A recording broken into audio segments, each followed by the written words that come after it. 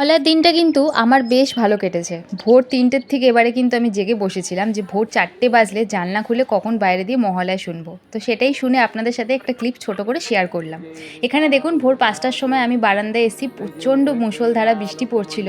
আমার এখানে সমস্ত কাজই কমপ্লিট, ঘর ঝাড় দেওয়া, বাসি জামাকাপড় চেঞ্জ করে দুয়ারে জল দেওয়া, যেটা মহালয়ার দিনকে আমাদের যে নিয়ম সেটাই কিন্তু আমি পালন করেছিলাম। ঘরে সমস্ত ধূপকাঠি দেখানোর পর জানলা দরজা সব আমি খুলে দিয়েছি, কারণ একটা সুন্দর একটা মিষ্টি আবহাওয়া আমার ঘরের ভিতরে প্রবেশ করছিল। তো আমার বেশ ভালো লাগছিল। চোখে তো এক ফোঁটাও আমার ঘুম ছিল না, কারণ সারা রাত্রির আমি জেগেছিলাম। আমার মেয়ে কিন্তু ঘুমাচ্ছিল, ও কিন্তু রাত্রির ১টার সময় শুয়ে পড়েছে খাওয়া দাওয়া কমপ্লিট করে।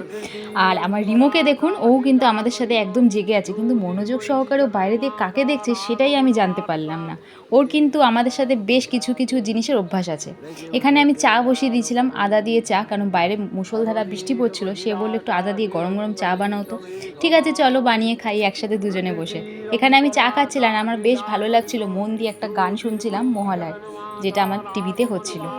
তারপরে এখানে রিমোকেও আমি বিস্কুট দিয়ে দিয়েছিলাম, আর আমার কিন্তু চোখে এক ফোঁটাও কিন্তু ঘুম আমার ছিল না। আপনাদের মহালয়া কীরকম কেটেছে কমেন্ট বক্সে কিন্তু অবশ্যই জানাবেন। আমার সকালটা এইভাবেই কেটেছে।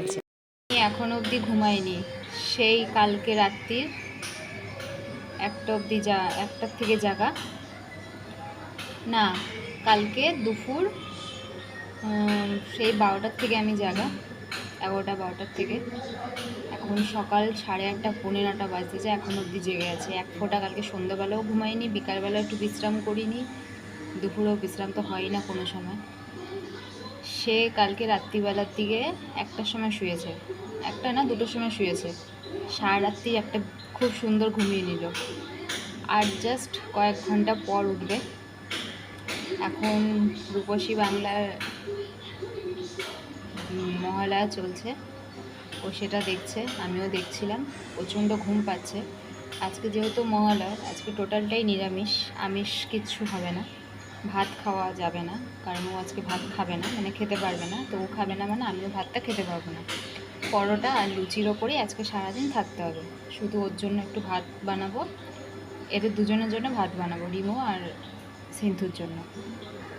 আর আমার অবস্থা বেচাল নাজেহাল হয়ে আমি দেখবে দাঁড়িয়ে আছি জানলার সামনে। একটু 2 ঘন্টা ভাবছি বিশ্রাম নিই, সারাদিনটা ওর পিছনে এবার এনার্জি দিতে হবে। ঠিক আছে, এবার এনার্জি যদি এরকম লস হয়ে যায় তাহলে আমি এরকম হয়ে যাব। দেখছো আমার মুখ চোখের কী অবস্থা দেখো। কালকে শ্যাম্পু করেছিলাম, চুলটাও ঠিকঠাক আঁচড়াতে পারিনি, সন্ধ্যাবেলা বেরিয়ে পড়েছিলাম। সেই বাড়িতে এসেছি 10টা 10-এ এসেছি। সন্ধ্যাবেলা না, হ্যাঁ সন্ধ্যাবেলায় বেরিয়েছি, 10টা 10-এ এসেছি বাড়িতে।